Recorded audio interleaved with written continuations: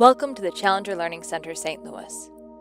In January 1986, the crew of the Space Shuttle Challenger launched on its 10th flight.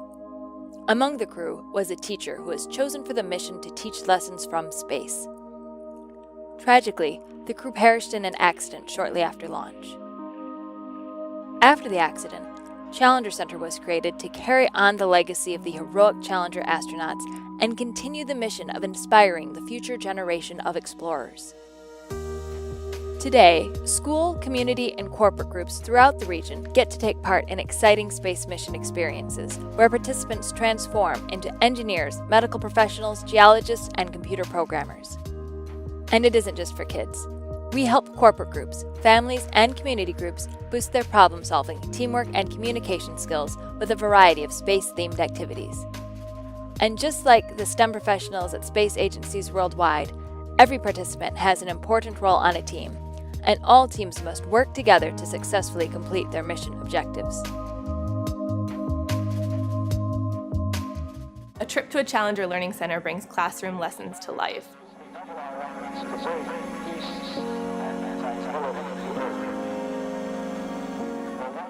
We work every day to engage students in science, technology, engineering, and math and inspire them to pursue careers in those fields. Spacecraft, this is Mission Control. We read you. Over.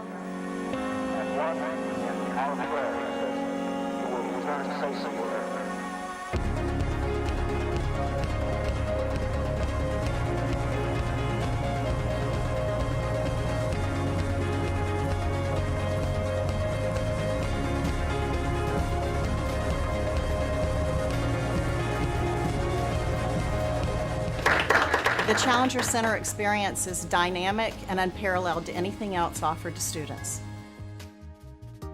Visit us today to learn how you can experience one of our award-winning programs. Your mission awaits you at challengerstl.org. Welcome to the Challenger Learning Center, St. Louis. In January 1986, the crew of the Space Shuttle Challenger launched on its 10th flight. Among the crew was a teacher who was chosen for the mission to teach lessons from space. Tragically, the crew perished in an accident shortly after launch. After the accident, Challenger Center was created to carry on the legacy of the heroic Challenger astronauts and continue the mission of inspiring the future generation of explorers.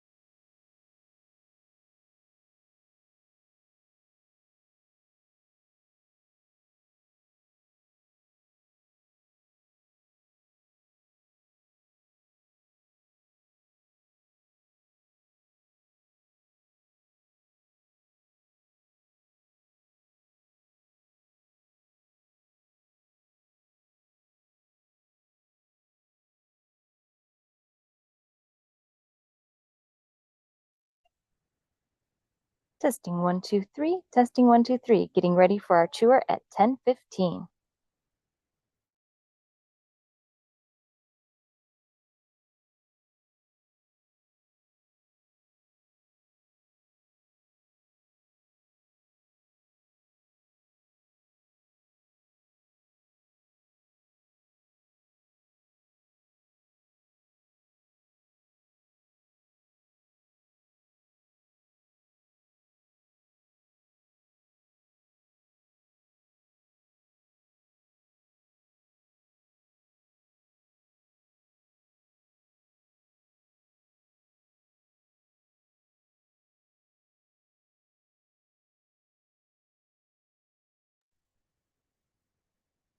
Testing 456. Testing 456. Getting ready for our tour at 10:15.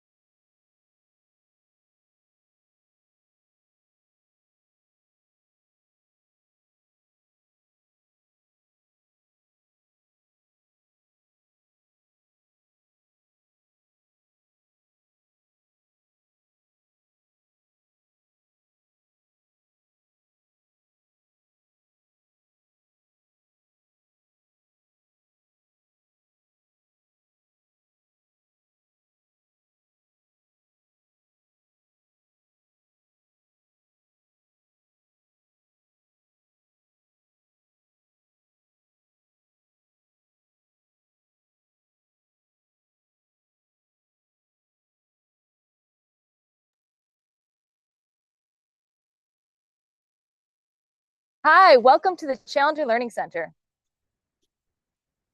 Sorry about that. Hi, welcome to the Challenger Learning Center. My name's Erin Tyree, and a happy STEM Celebration Week. I'm going to give you a tour of the Challenger Learning Center in honor of Space Day. The Challenger Learning Center is here in the Ferguson-Florissant School District in Ferguson, Missouri. We've been here for 20 years. The backstory is that, as some people know, the Challenger Space Shuttle was going to host the first teacher in space, Krista McAuliffe, and everyone was excited to watch her do experiments that kids could watch from space.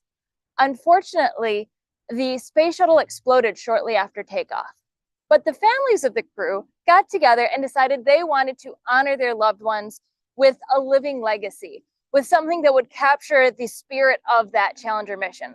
The mission's goal was to get people excited about space exploration, especially children.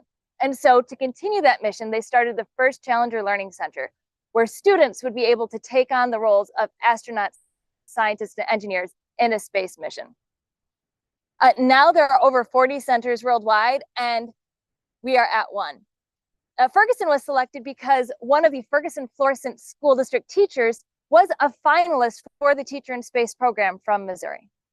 But anyways, we're going to give you a tour of a live mission that's happening. The kids just got here and they're just getting situated into mission control and taking their spaceship up into space.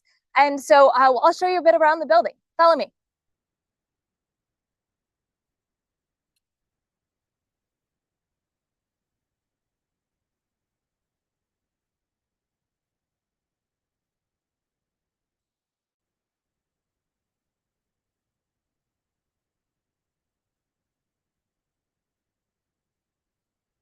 Now you can't just show up and visit the Challenger Learning Center. You have to sign up for a program and come most of the time. But if you're here for a program, we do have some things to keep you entertained while you're waiting in our lobby. A bunch of this is courtesy of Boeing. Back in the day, it was McDonnell, and they were really involved in the space industry. So this is our model of the Gemini capsule. And if you look closely, you can see there are 2 astronauts in there. The whole point of the Gemini program was to do tests for preparation for going to the moon, preparation for the Apollo program. So they wanted to make sure that people could live that long in space, that people could do a spacewalk, that spacecrafts could dock with each other. Their longest mission was 14 days. So imagine 2 weeks cooped up in a little car. That's kind of what they were doing, but the view was spectacular. You can come around here, I'll show you some more artifacts. This is our newest one. This is a picture from the James Webb Space Telescope. It's the Cosmic Cliffs. And it's really exciting for us to think about all the space exploration that is still going on today. But I'll show you some of the history too. Follow me.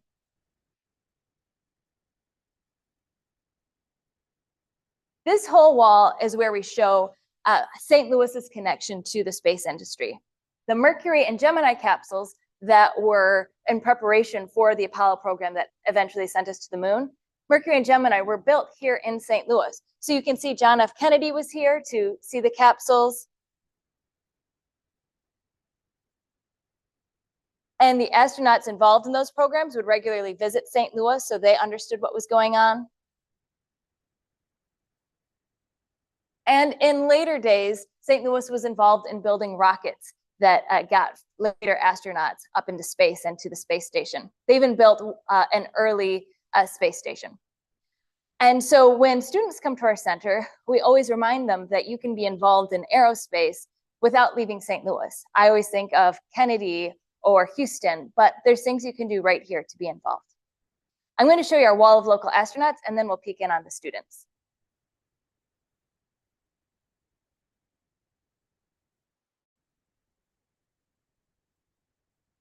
Now, like I said, there's plenty of ways to be involved in space that don't involve going down to Houston and becoming an astronaut. But that said, there are a lot of people from the region who have become astronauts, people who were born here, people who went to school in the region. So, for example, Joan Higginbotham was a space shuttle astronaut who went to school at Southern Illinois University, Carbondale.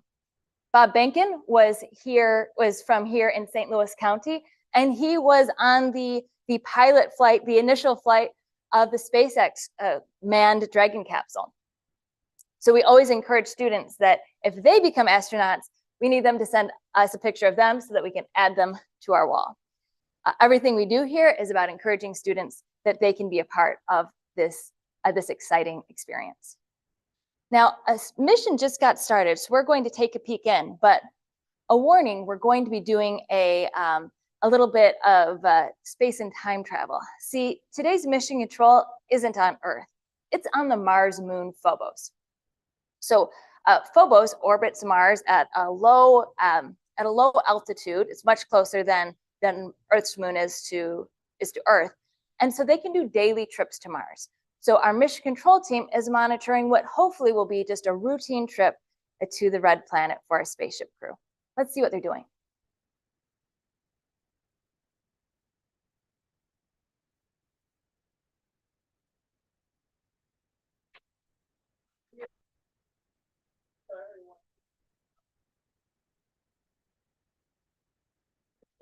Your headset here, you don't have to press anything. They'll communicate back and forth. They're practicing their comlink check to make sure that they can communicate with the spacecraft people once they get situated. Navigation, you have a headset as well. Here. Over here for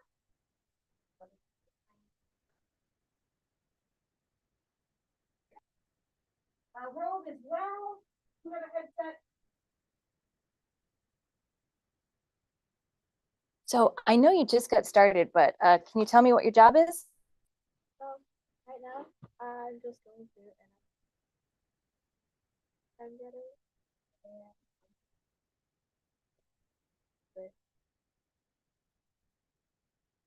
So for starters, you're practicing communicating with the people here, and then you'll be communicating with the people in the spaceship down the line.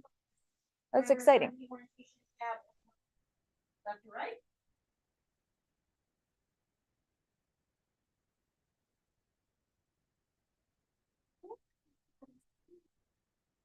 We have our clocks here because space exploration is an international process, and so we always like to mark where people might be from, that things are happening at different times, and it's a good way to keep track of things.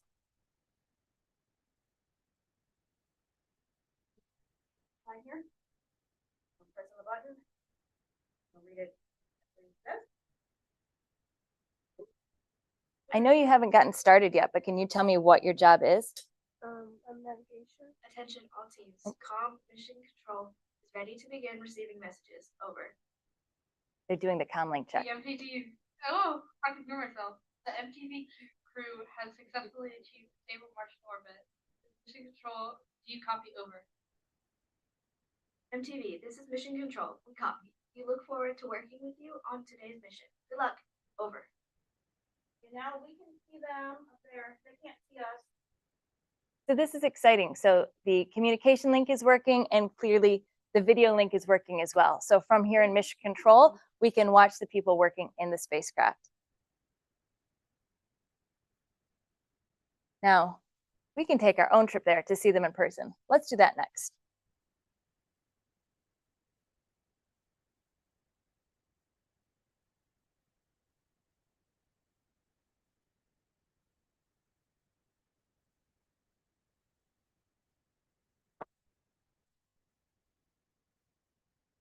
Missions always start, or typically start, in the transporter, which is the most safe place for those tricky takeoffs and landings. Follow me.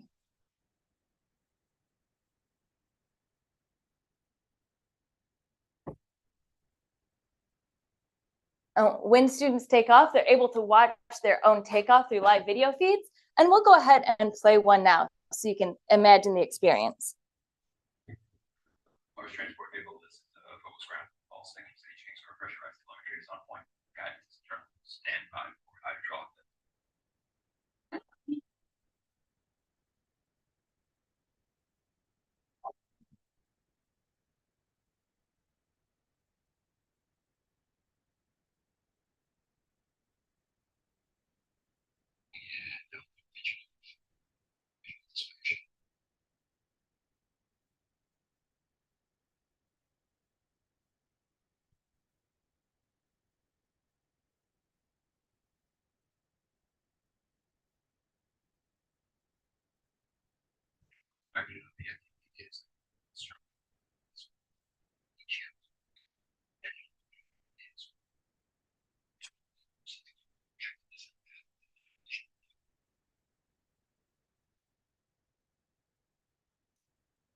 like we said, they're going from Phobos to Mars.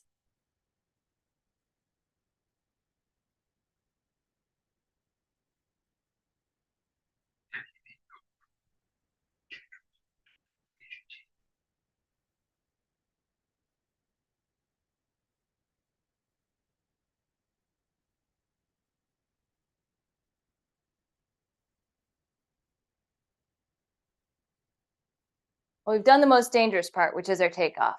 And now I think we've just about docked with the larger spacecraft that's taking people all the way to Mars. So let's go through the airlock. Follow me.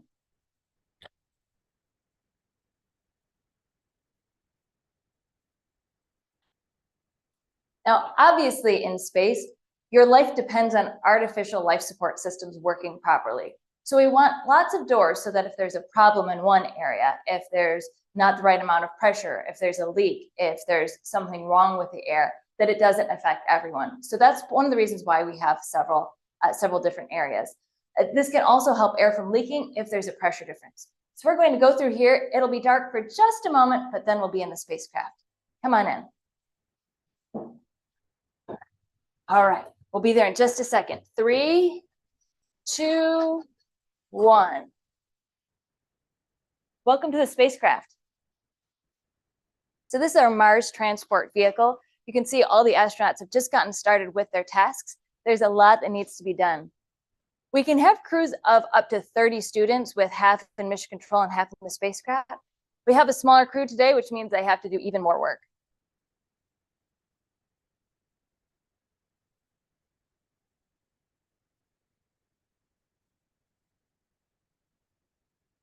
So this is our life support station.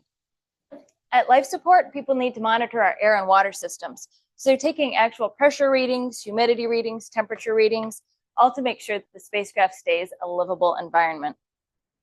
They'll adjust our oxygen systems and test our water. Over at our robotic arms, we have to do a couple different things. Part of it is testing the robotic arms to see how much weight they can lift.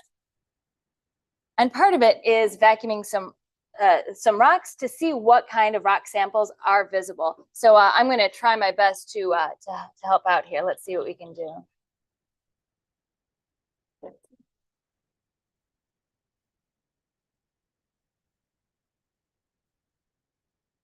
Once I've cleared away some of the rock, I'll be able to tell more about it. And let's see, so from here, I can already tell that it's a red rock with some white veining. So I'll be able to report that to mission control, and then mission control will be able to hopefully tell us what kind of rock it is, and if we think it was formed in water, which would be really exciting.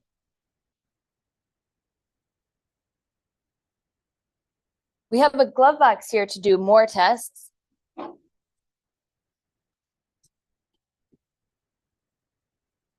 We have some rock samples, and like before, we're going to do experiments on them to figure out what samples might be present. This time we're going to do some scratch tests. So scratch tests work by seeing what scratches what, and based on that, you'll be able to tell how hard the rock is. When you know how hard the rock is, that gives you some information about what kind of rock it is.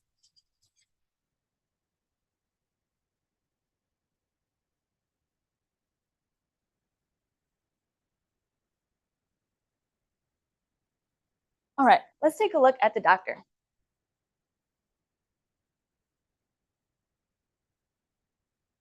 Excuse me, could you tell me a little about your job?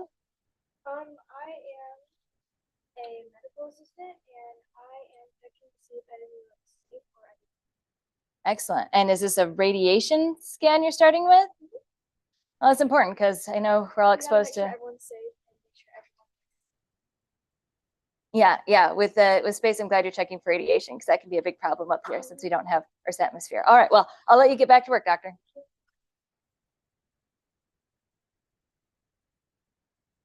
The biology team is doing an experiment to see if any oxygen is present in these samples of soil.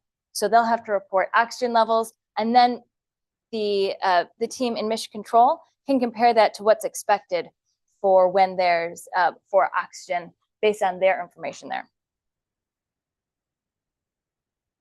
Teams will also do scans of our plants. They'll do swabs to see what kind of bacteria might be growing, and then they can analyze that later. We'll also have them swab our water systems because obviously we don't want too much bacteria growing and affecting our astronauts.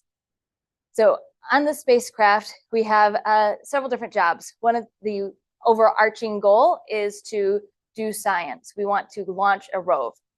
Another goal is to keep the crew safe so that they can do those things. And in order to keep the crew safe, we have to keep the physical mission running. So keeping the spaceship a livable environment and getting it where it needs to go. All right, let's see. Oh, so you can see here, there are cameras where they can monitor themselves.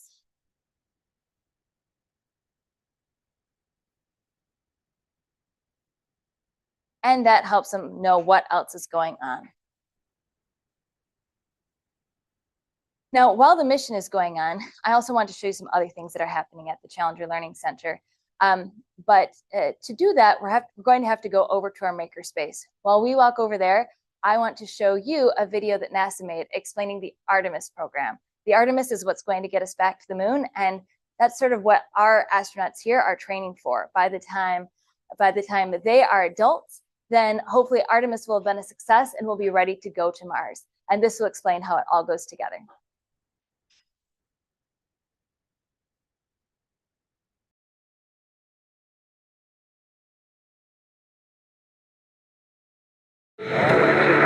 Years ago, we pioneered a path to the moon. The trail we blazed cut through the fictions of science and showed us all what was possible. Today, our calling to explore is even greater. To go farther, we must be able to sustain missions of greater distance and duration. We must use the resources we find at our destinations.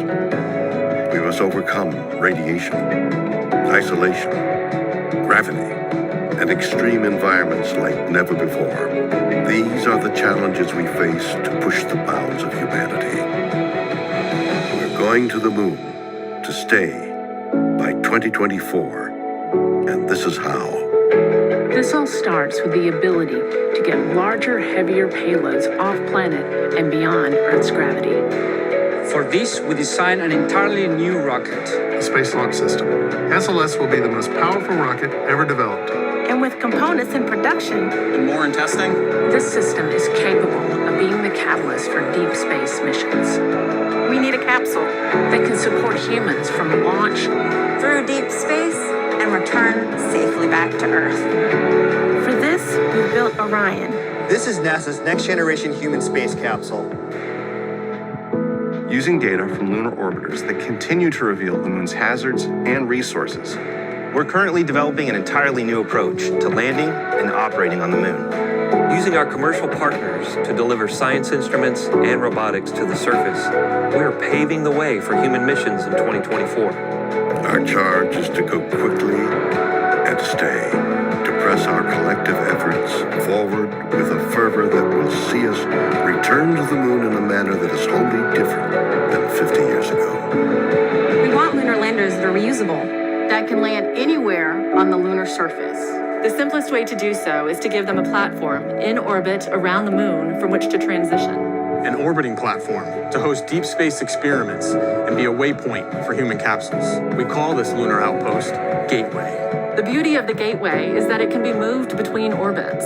It will balance between the Earth and Moon's gravity. In a position that is ideal for launching even deeper space missions.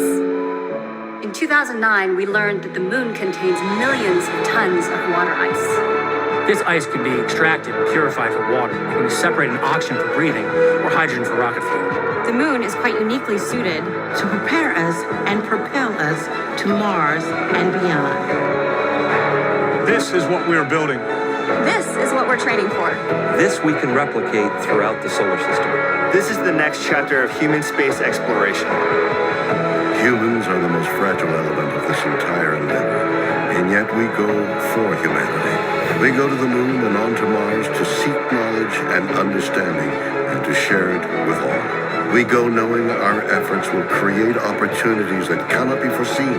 We go because we are destined to explore and see it with our own eyes. We turn towards the moon now, not as a conclusion, but as preparation.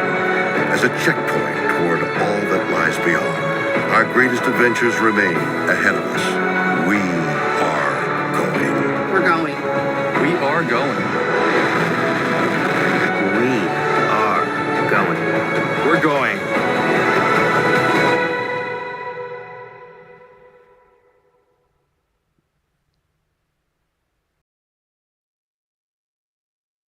All right, I'm here in our makerspace with Robert Powell, one of the masterminds behind the makerspace that we share with STEAM High. So can you tell us more about it, Robert? Yeah, absolutely.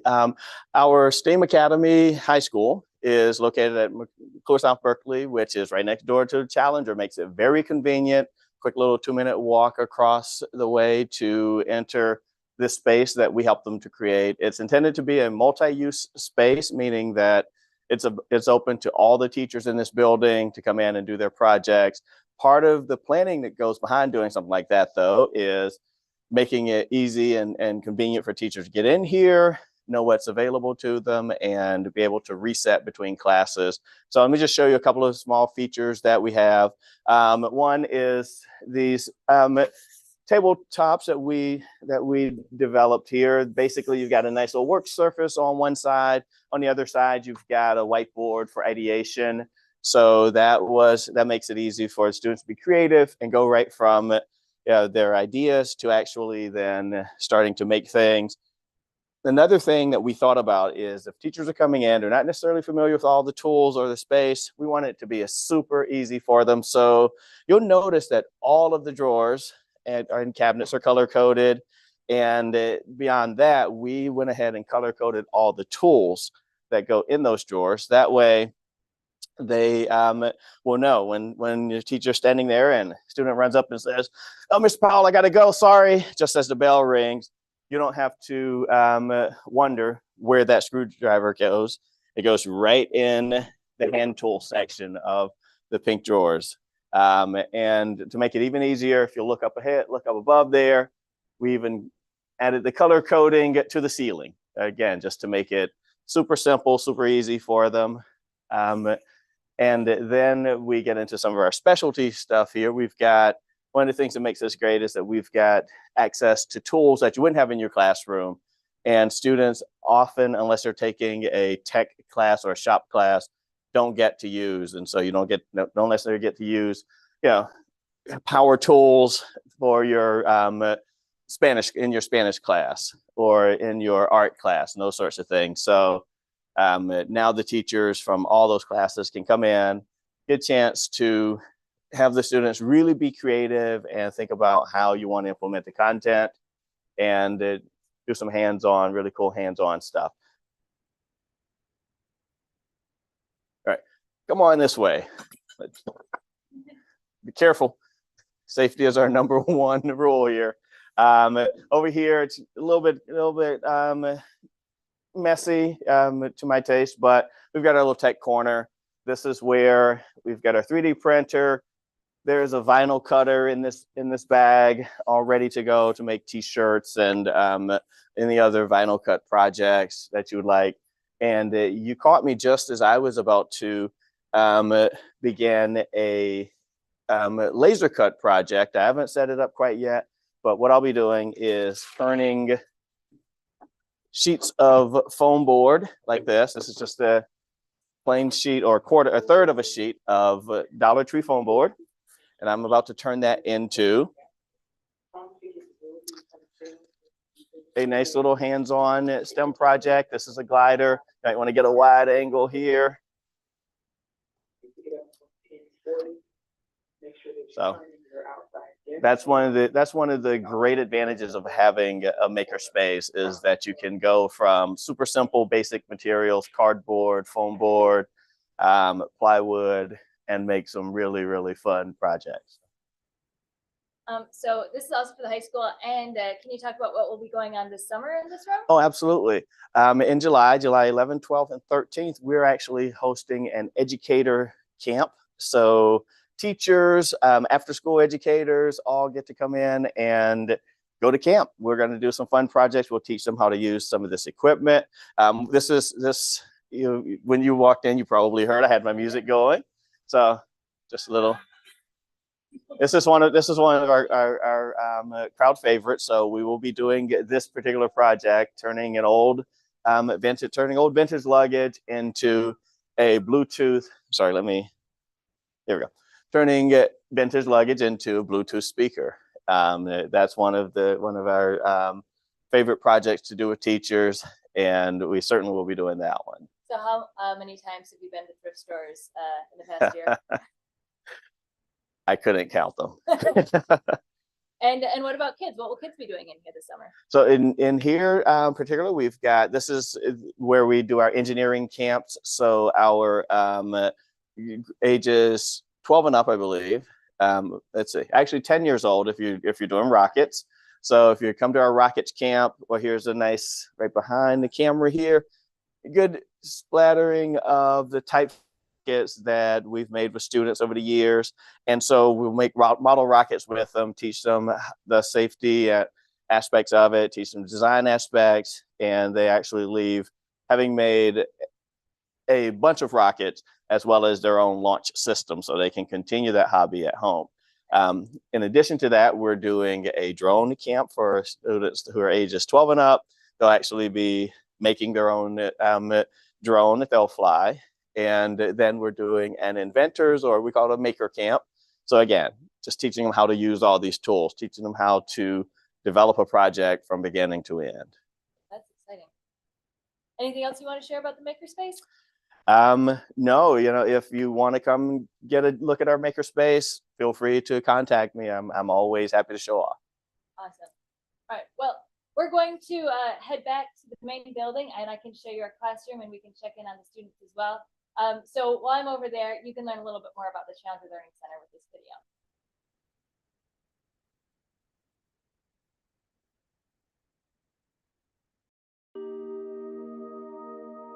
Welcome to the Challenger Learning Center, St. Louis. In January 1986, the crew of the Space Shuttle Challenger launched on its 10th flight. Among the crew was a teacher who was chosen for the mission to teach lessons from space. Tragically, the crew perished in an accident shortly after launch. After the accident, Challenger Center was created to carry on the legacy of the heroic Challenger astronauts and continue the mission of inspiring the future generation of explorers. Today, school, community, and corporate groups throughout the region get to take part in exciting space mission experiences where participants transform into engineers, medical professionals, geologists, and computer programmers. And it isn't just for kids. We help corporate groups, families, and community groups boost their problem-solving, teamwork, and communication skills with a variety of space-themed activities. And just like the STEM professionals at space agencies worldwide, every participant has an important role on a team, and all teams must work together to successfully complete their mission objectives. A trip to a Challenger Learning Center brings classroom lessons to life.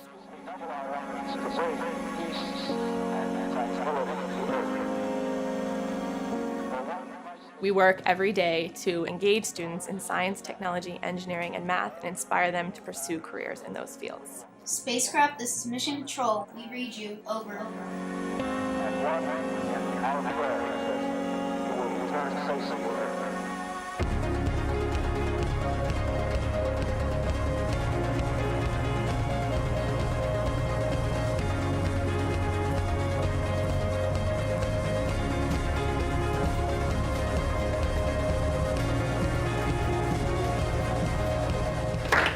The Challenger Center experience is dynamic and unparalleled to anything else offered to students. Visit us today to learn how you can experience one of our award-winning programs. Your mission awaits you at challengerstl.org.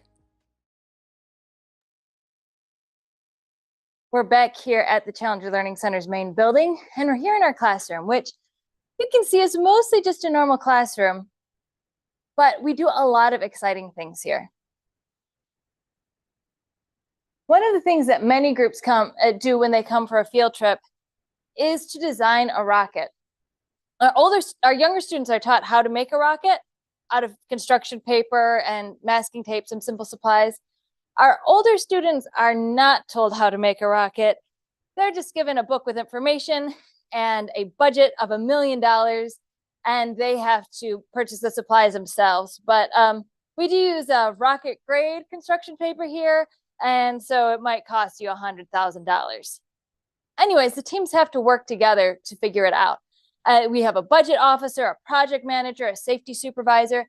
Everyone's doing different jobs, but everyone's contributing to making a rocket that works.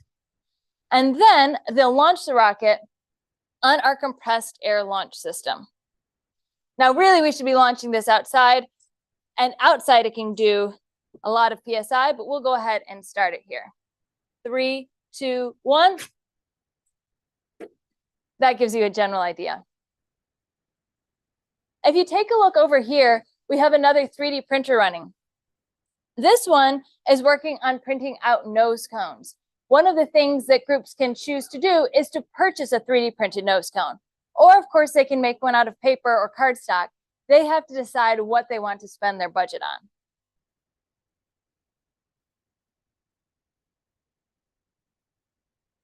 Over here, we have different supplies that the students can use for their rocket workshop. Every team is given a request for a proposal explaining the goals of the day and what their table, their team, their company has to do. They want to win this lucrative contract for making a rocket. And then once they've gotten their budget approved, we'll give them authorization to actually get the supplies. You can see we have a lot of materials to work from. And some of the students are surprised that when they're paying $10,000 for a metal weight, it's actually a penny, but that's all part of the fun. The other thing we use this room for is some of our younger students' summer camps. So our engineering camps are at the makerspace where Robert was, but this is our home base for our astronaut training camps. During the astronaut training camps, students will do a combination of team building, of astronomy activities, of engineering activities, and of course, doing space missions. I'll show you a couple of the activities that are favorites. One of the things we love to do is to make simple materials into something cool. There's something special about things that are magical, like the space mission that you can never do at home, but we also want to make sure students know that, that you don't have to have magical tools to do engineering, to do projects. So you can see this is made out of a dollar store scrub brush, some craft supplies, a battery pack, a motor, a craft motor. This is a hot glue gun stick, and combined we can use it to make something that vibrates around. So in a matter of a class period, a student could walk away saying, I've built a robot. I've troubleshooted to figure out what's not working. I've used some creativity to make it my own, and I've made something that goes. I should mention that these are also kits that we can prepare for you. So if you're a teacher or an after-school care provider and you want to make something like this, but you don't want to hunt on your own for all these supplies, let us know, and with enough warning, we can prepare kits to get to you so that you can make these with your students, and we can show you some videos for how to do them. Because, like I said, we're not trying to make it magical. We want this to be accessible to everyone. A similar, slightly more difficult project that you can also get and that we do at campers is our marker bot. So much like a washing machine that is off-center, that doesn't have its clothes evenly distributed, having an off-center a hot glue gun stick makes this whole thing vibrate. And in the case of markers for the legs, you can make some robot-built artwork.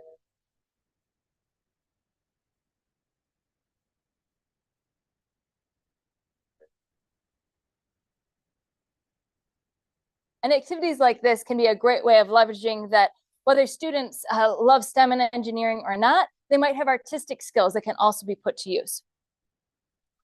The last thing I'll show you is some activities that we've used before in our maker camp that Robert was talking about, or in our teacher maker programs. So this is a whole little house that is programmed with an Arduino, which is a little microprocessor, a microcomputer.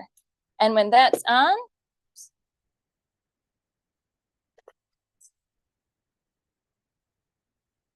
students or teachers can program this to light up a house on a specific sequence.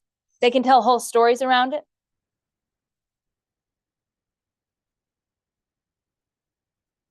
You can walk through stories about going into a different room, going to sleep, all of that.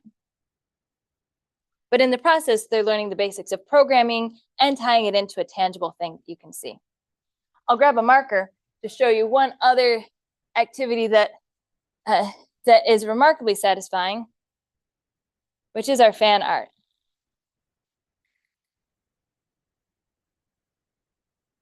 So a homemade spirograph type thing. And it's not made out of super fancy materials. This is a fan for a computer that you can get anywhere, switches you can get at hobby shops. And we decided to laser cut a box using the laser cutter that Robert showed us. But you can also just use any sturdy cardboard box to make something that can get pretty artistic.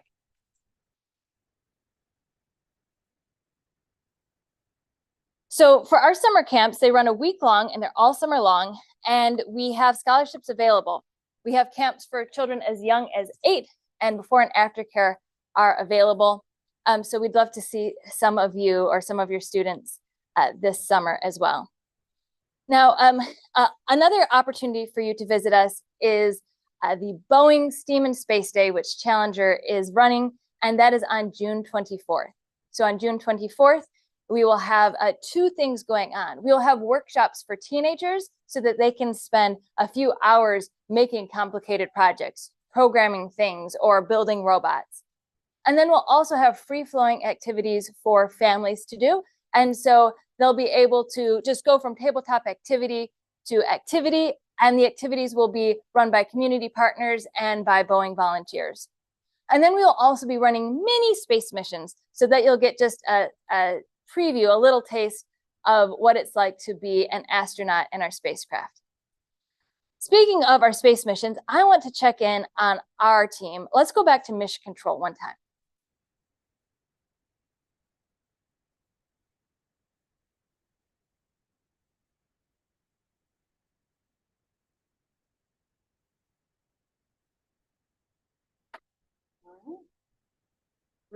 We have What's happening? we got an asteroid coming. Uh-oh. And it's going to hit Mars, and we're trying to determine where it's going to hit near our landing site, or if it may damage any of our bases, greenhouse, that sort of thing. So Uh-oh. Oh, a that's little bit concerning. of a busier time, kind of important.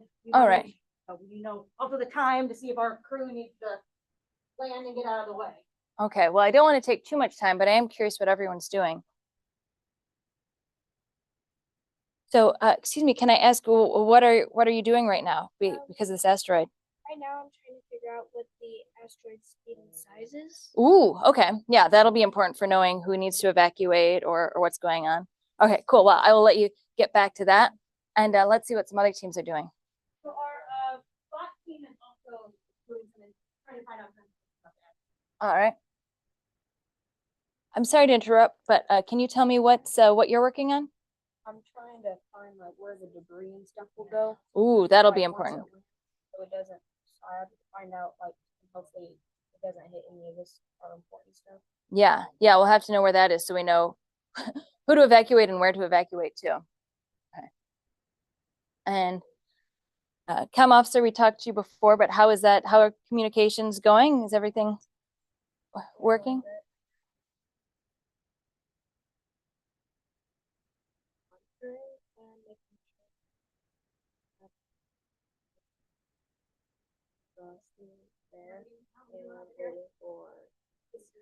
So you have to make sure that we get all the information. All right. Well, I'll let you stay on that.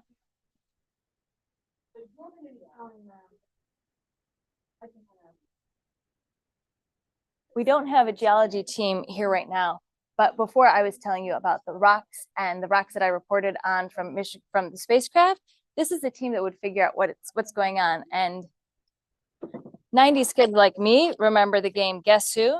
And this is basically Guess Who with rocks. So they'll take the information that the spacecraft gave them, and from that, they can determine what rock it might be.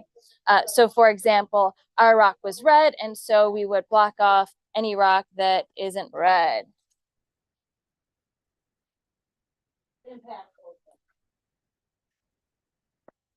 And our rock had veins. So let's see, this one doesn't have veins. That's not there. And our rock had white veins, yes. And so we are guessing, my best guess is that this would be feldspar. But Obviously, the geologist would know more about that. Let's check on the nav team. Basically, when this hits here, you have to tell them to go and push up their throttle. They're going to have to keep it from overheating and not using too much fuel. And then this will start going up. And when the current velocity reaches the target velocity, you tell them to stop. And then there'll be a thing where you would lock it in. What was the official one? Your nav, the nav person on the spacecraft, you have to coordinate and talk back and forth. Right. So I am not sure where they have disappeared to. You can ask checking the fuel at the moment. You can ask your comm officer to tell them to put on their headset. You need to. So you can send them a message, the comm link. Well, you're going to send it to your comm officer, and they're going to announce it. So you can tell the navigation team here has had to do a lot of calculations so we can get a smooth descent to the surface of Mars. But obviously they have to work with their teammates in the spacecraft and the MTV. Let's take a look at some other situations. Rogue team has been hard at work up there as well. All right. Lots of communication.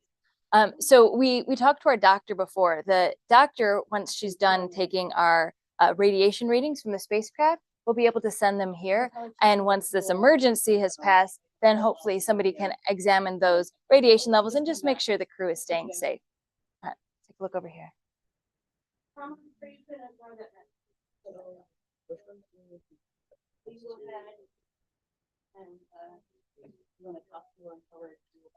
So if you look, I don't want to interrupt them, but on this screen, you can actually see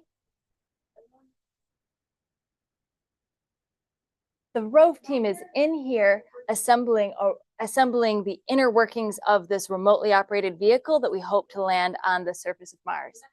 But to know what pieces are needed, our team here in Mission Control needs to tell them what to do. So it takes a lot of communication skills to make this work. And I think they're doing a good job. Let's listen in again. They have to get in and get out before. How is your assembly going? So we're doing pretty good right now, but we're trying to find out what to put on the last two locations on. Well, we're going to be. Oh, weird.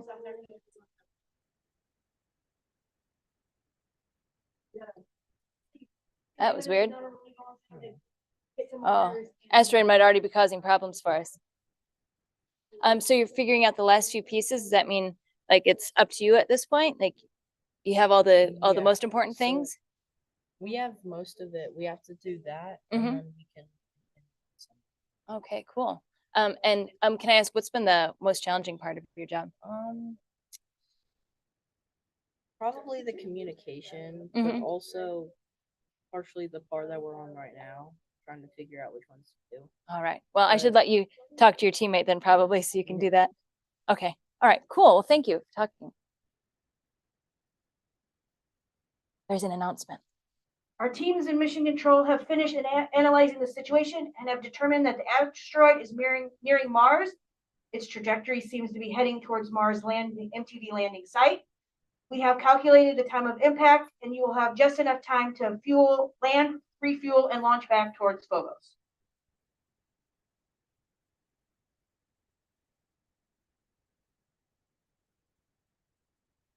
All right, so I need an officer, if you will, in your binder there, if you will turn to the descent tab for me. Mission Control, this is MTV. I have a navigation message for the entire crew. Over. They're going to have to do an emergency landing on Mars.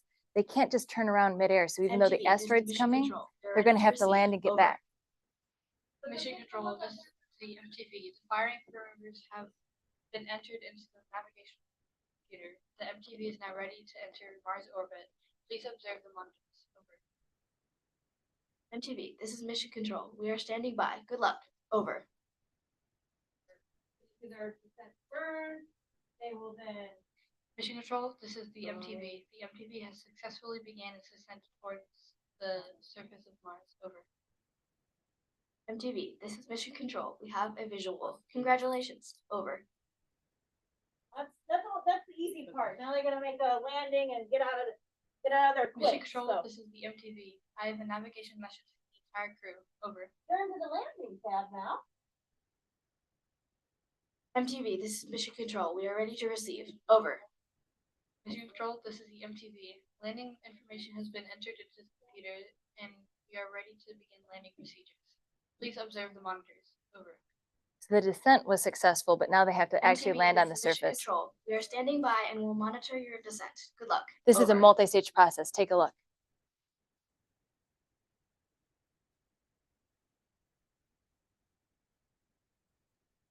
First, they have to separate off from the larger spacecraft because only part of it goes to Mars. Then they'll rely on aerobraking, which is just air resistance.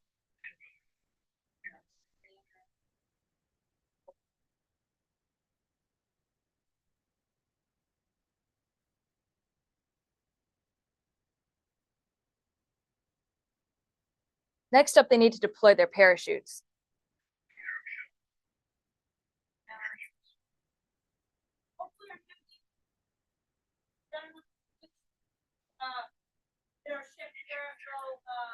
Slow down enough.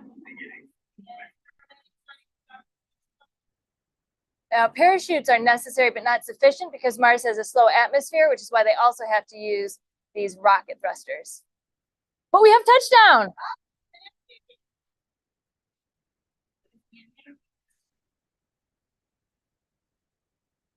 Mission Control, this is MTV.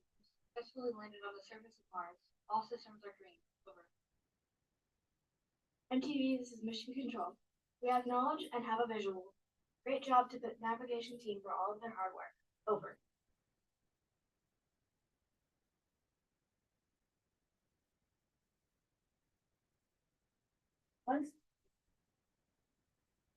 Once the MTV has refueled, we recommend an immediate liftoff. Please make an immediate liftoff. Yeah, I saw how big that asteroid crater hole is. All righty. Yeah, so they are going to refuel and get out of there pretty quickly. So, as we calculated how long it would take, we're not going to have enough time to hang around.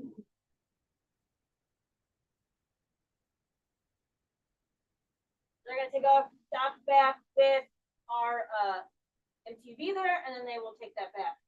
Phobos, where we are, here.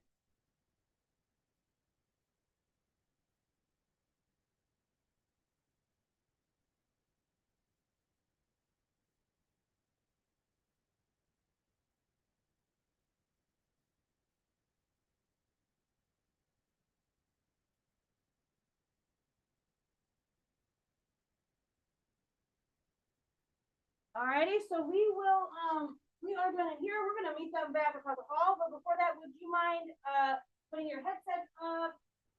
If you got any pencils or anything, put those back, push your chairs in. If you have a silver folder, you mind hanging.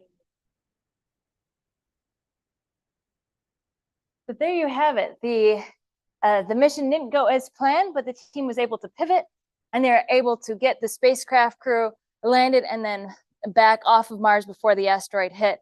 I imagine they're going to have to spend a lot of time figuring out what to do now, but hopefully they'll be able to still launch that probe, launch that remotely operated vehicle that we saw them working on, and explore Mars and continue their search for water. Since we have a little bit of extra time, I figure I'll go ahead and take you outside for an outdoor rocket launch. Oops, rocket.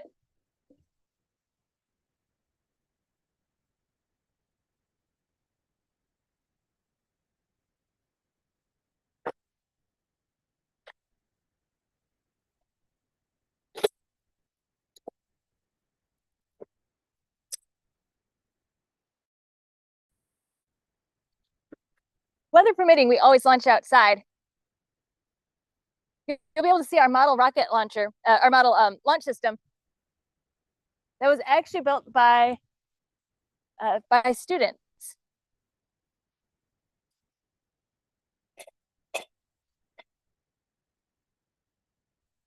Now, if this were our older students doing the Great Rocket Design Challenge, they would be in charge themselves of pumping it up and doing the release. The safety officer would be trained in how to do a proper release, and they would decide the angle.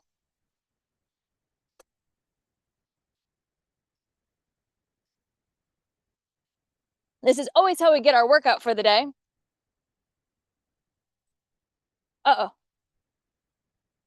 We're gonna see if this works.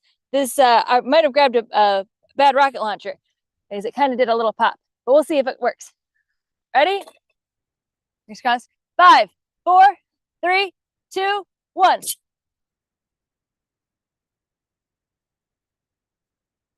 Let's go get it, and I'll show you the outdoors on the way. This area here is where kids get to play at lunchtime when they're here for our summer camps.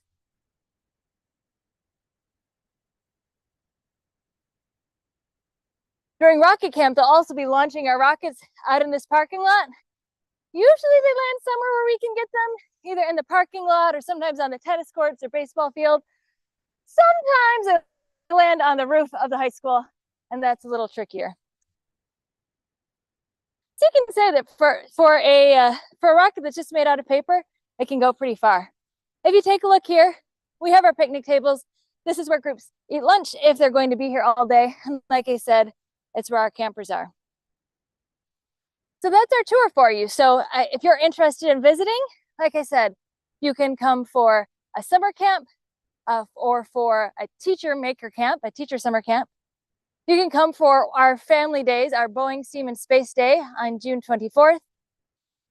Or you can reach out to us about a private program such as a birthday party. We also have programs for Girl Scouts and Boy Scouts. And so we'd love to have you come for one of those and possibly even earn a badge. So with that, this is Commander Tyree signing off.